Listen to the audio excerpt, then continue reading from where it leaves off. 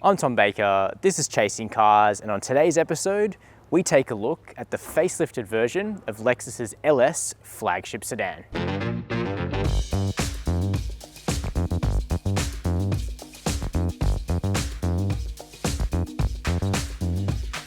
Now the LS is a very special product for Japanese luxury manufacturer Lexus, and that's because this badge was the very first vehicle Lexus ever put onto the market. It was the first Lexus, and it was known in the late 1980s for being incredibly advanced for the full-size luxury sedan segment. Incredibly smooth, refined, luxurious, and feature-packed compared to the German Luxo barges of its day. Well, fast forward more than 30 years, and we have the 2021 LS 500 F Sport sitting behind me. It's still the pinnacle of everything that Lexus can do, and in today's video, we'll be checking out exactly what the interior is like on this car before heading out in this twin-turbo 3.5-litre V6 petrol sedan to see how it performs on the road. Now obviously the Lexus LS is a very exclusive vehicle that will appeal just to a small subset of buyers seeking the largest and most luxurious Lexus saloon on the market. But those people won't be disappointed because, as we'll find out in today's video, this is a genuinely talented and incredibly refined experience on the road. But before we get started, make sure to hit subscribe down below the video and the notification bell. When you jump inside the flagship vehicle that any manufacturer builds, you expect it to be an incredibly refined and comfortable place to spend time. And that's the case whether or not you're buying a 7 Series, an S-Class, an A8, or something like the Lexus LS. And that's certainly what the LS delivers. This is clearly a very expensively made product and lovingly made too.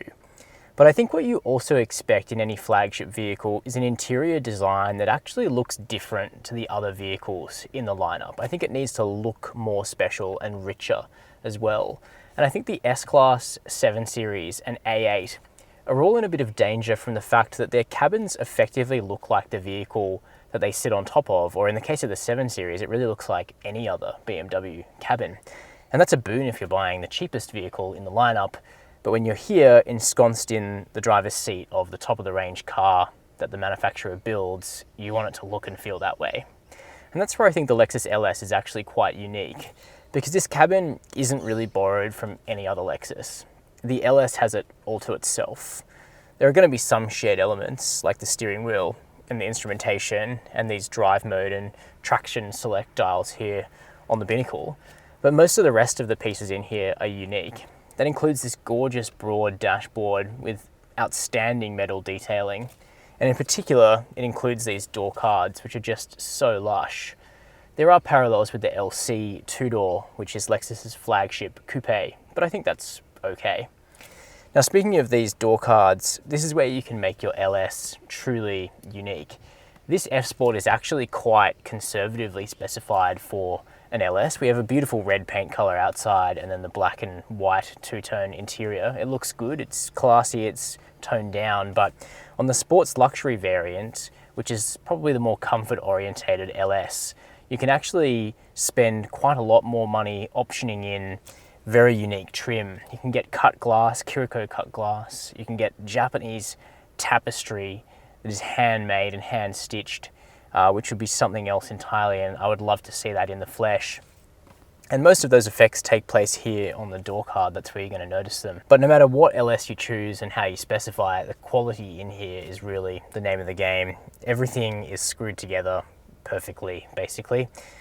Lexus take great care with building the LS. Build quality is a strength across the whole brand, but this is the car that really encapsulates it as a whole. Now most of the technology in here is also pretty good.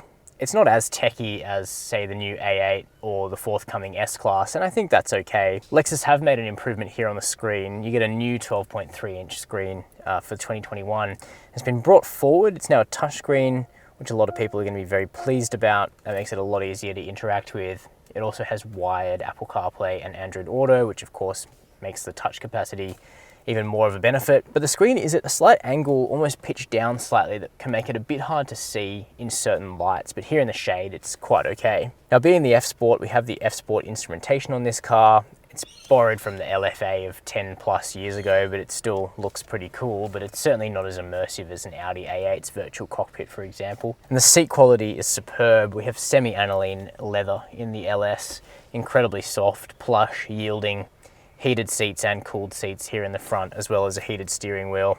The level of adjustment and the level of comfort available is really impressive. Plus we have a few practical touches as well. We have a deep center box that can be opened from either side, which is pretty sweet. We've got 2 cup holders here, that they are on the small side. Smallish door bins, so they're flock lined, or not even flock lined, they're actually upholstery lined. Very, very soft and refined. We do have a sunroof. Almost a surprise the blind is manual. It gets the job done quickly though. Gorgeous suede headlining in this car too, just for an even richer touch. So up front, it's comfortable, it's luxurious, and it looks great. Let's check out the back seat. As I've already alluded to, the Lexus LS is available in 2 flavors in Australia. There's this car, the F Sport, which broadly is the LS you'd buy if you're going to be doing the driving and sitting in this seat. And then there's the Sports Luxury, which is still a driver's car, particularly with the twin turbo engine, but it has more features in the second row to make it a better chauffeur-driven option. That being said, there's only one wheelbase available in the LS, and the car is 5.2 meters long, so there's certainly no trouble with space here in the second row in either variant. For myself at 6 foot, I've got another inch or 2 of headroom, huge legroom sitting behind my own driving position, but toe room is slightly constricted if you have that driver's seat in its lowest possible position. And the amenities on offer back here are very good, no matter which of the cars you go for. Of course, there's air vents, which is great, both in the center and on the door next to these ornate speaker grills. The center console folds down, and we have some additional controls here. Seat heating for both of the outboard seats. We have the ability to push that front seat out of the way to create more legroom for the left seat as well. Plus we have a rear sun blind. We also have some flockline storage here with 2 fast charging USB ports. But what we don't have in the back of the F Sport is side blinds. So that's something that you get in the Sports Luxury that makes it even more private and cool in the back. We don't have cooled outboard seats either. And if you go for the Sports Luxury, you actually get a package which allows this left outboard seat to recline quite dramatically, with even greater comfort available for long drives that you're going to be sitting in the back of the car. That being said, there's really no comfort deficiency in the F Sport. It just comes down to which seat predominantly you're going to be sitting in. Moving around the back of the 2021 LS 500, this vermilion red F Sport example really shows the design of this car well, I think. I think it pairs very nicely to these dark chrome wheels on this particular specification. And the 2021 facelift is subtle. I personally quite like the looks of this vehicle. Design is subjective, you can let me know your thoughts down below. Now the boot of this car is naturally power operated because you wouldn't want to have to do any manual labor at this kind of price, and that opens up promptly to reveal a reasonably large sedan boot. At 480 litres, it's actually only as big as what you'd get on like a Lexus IS or a BMW 3 Series, and that's largely to accommodate pushing those rear seats as far back as possible to create more legroom. But it is 50 litres greater than what you get on the hybrid version of this car. So if you need maximum practicality in an LS, you'll want to go for the petrol only version. Now underneath the boot floor, you won't find a spare tyre. You'll actually find the battery for the vehicle, which has been relocated to the back. So there is a little bit of storage off to the left and right of the boot space. Those rear seats, of course, being so lush, they don't actually fold. So what you see is what you get here. If you are after a large Lexus with a wagon body and a similarly refined experience, you'll probably want to check out the LX 4-wheel drive. But now that we're done talking about the interior of this vehicle, we can take the 2021 LS 500 out onto the road to see how it drives. So what's the revised and facelifted Lexus LS like to drive? Well, whenever you get into a car from this class, you know, the flagship sedan class, I'm talking about vehicles like this LS, like the Mercedes S-Class, the BMW 7 Series, and the Audi A8, you are expecting a lot, no doubt about it. A lot rides on how this car drives. There's a lot of heritage behind it. There's a lot of philosophy behind it. The flagship vehicle usually sets the tone for the rest of the range. And of course, it's expensive. So you know, you don't want any obvious flaws. That being said, it doesn't have to be completely sedate and boaty and conservative just because it sits at the top of the range. And I think that's one area where Lexus have managed to just subtly move the Lexus LS away from where it's been for the last few generations. The first gen LS was totally revolutionary. Nobody argues with that. It really showed Mercedes that the S-Class was probably resting on its laurels a little bit and spurred a whole range of innovation from the German manufacturers to try and pull in this new upstart from Japan. But then the LSs in between the first gen and this car have all been very good, but probably haven't really brought so much attention to themselves.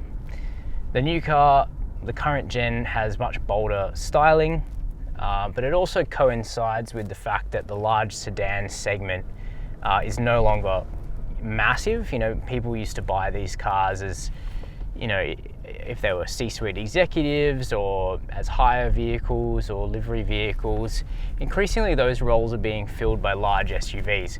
So it does create a bit of a void where the LS can be the flagship of the Lexus range, but it can also be a little bit sportier, a little bit more athletic, a bit more interesting to drive, because Lexus have the LX four-wheel drive based on the Land Cruiser to be that very soft, floaty SUV, top of the range. So there's two engines you can get. They both carry over from the pre-facelift config of the vehicle. What most people buy in this car is the LS 500. Now that's a storied badge, but it's not a 5-litre V8. It's a 3.5-litre twin-turbo V6 petrol.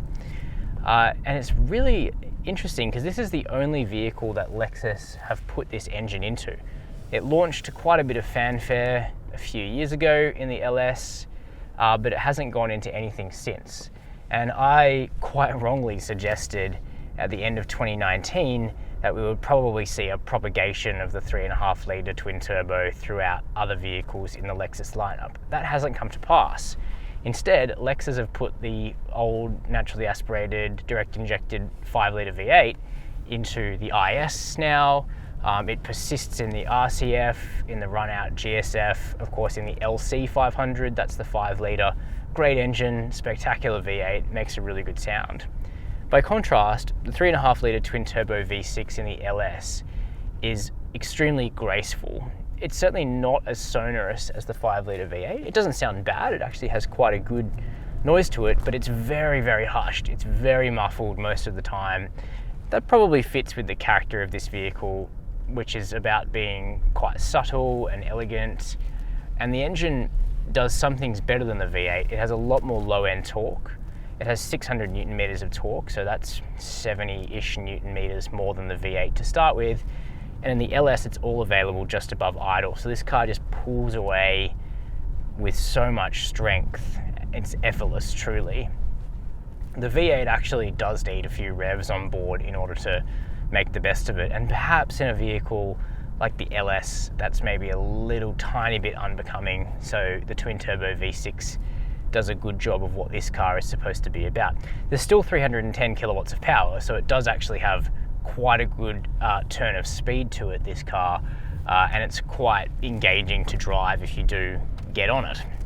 Now there's also an LS 500 hybrid, and that is not the same engine. It's actually a 3.5-litre naturally aspirated petrol, but the hybrid is not especially popular in the LS. It's a very low volume car as a whole, but more people go for the turbo version of this car. That being said, if you go for the hybrid, it is going to save you 30%, 40% fuel consumption. So if that's important to you, then go for that one. As it stands, the twin turbo LS 500 uses 11 or 12 litres per 100 Ks in most situations, which is definitely not out of control and a lot less than the V8 petrol in other Lexus products. Now the ride and handling really depends on whether you go for the F Sport, as I'm driving now, or the Sports Luxury. And the F Sport is impressive because it certainly makes the LS go around corners quite well. It has more aggressive tyres than the Sports Luxury. They're wider as well, and we even get things like an active sway bar. in the F Sport, which equips this vehicle probably with more talent and more capability in the twisties than it really needs. The steering is very light, not a huge amount of feel, but it is precise. It is actually quite easy to position this large sedan on the road, and it does shrink around you. That's a cliche, but it does. In the case of the LS, it does feel a little bit smaller than an Audi A8, I think, or a Mercedes S-Class. It's perhaps not quite as driver-centric as the BMW 7 Series, but it's good. That said, the ride of the F Sport, which has a specific tune of the air suspension, is just a tiny bit choppy at times. Most of the time, this car rides very well. Over things like speed bumps and undulations, it's incredibly comfortable and quite level. But just over things like expansion joints in the road and potholes, there's just a tiny bit too much intrusion into the cabin. And that's something that the air suspension on the A8 in particular is really good at dialing out, just a little bit better than the LS. Now the Sports Luxury is better. It does have a more comfort-focused tune. It probably doesn't catch those hard edges quite as much. That being said, I think for most people that drive an LS or that ride in one of these cars as a passenger are not going to notice, because it's still elevated well and truly above almost every other car on the road in terms of ride comfort. The ride is very good. It's just that when we're talking about a $200,000 flagship sedan, this is the time and place to split hairs. And it's just about ironing out those hard edges a little bit better that I think would be an improvement for the LS.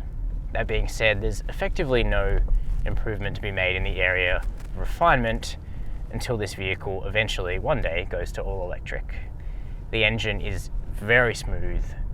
The vehicle is very quiet at all speeds. On the highway, 110 kilometers per hour, it's near silent. It's a very relaxing experience. Now, in terms of safety, we have a fairly comprehensive suite of adaptive safety features in this car, including forward and reversing AEB. The adaptive cruise control is well tuned. It does have lane tracing, but it's not as good as some rivals. I find the 7 Series and the A8 really do keep you right in the center of the lane quite strongly, which alleviates some fatigue on long drives. The LS isn't quite good at keeping you bang in the center. It tends to drift a little bit more. And so when I took this car on a 400-kilometer round trip, I just did all the steering myself. That being said, we also have things like blind spot monitoring, front and rear cross traffic alert. The F Sport actually picks up front cross traffic alert for 2021. And we have a 360-degree parking camera, which does help with something this size. So that's a detailed look at the new 2021 Lexus LS 500. Still the Lexus to buy if you value all of the things this brand stands for: quality, durability, and refinement, but you want the largest and the best that Lexus have to offer. Certainly, if you were looking in this space, you'd also have to consider the 7 Series, the A8 and the S-Class, and in particular the Audi A8, which is the car I would actually buy myself in this segment. But there's no doubt that at $200,000 or just above, the LS 500 F Sport offers relative value for money in this segment and also a truly luxurious experience. But I'm keen to know your thoughts, so let me know down below the video in the comments. While you're there, if you haven't subscribed, I invite you to do so and hit the notification bell. And as always, thanks for watching Chasing Cars.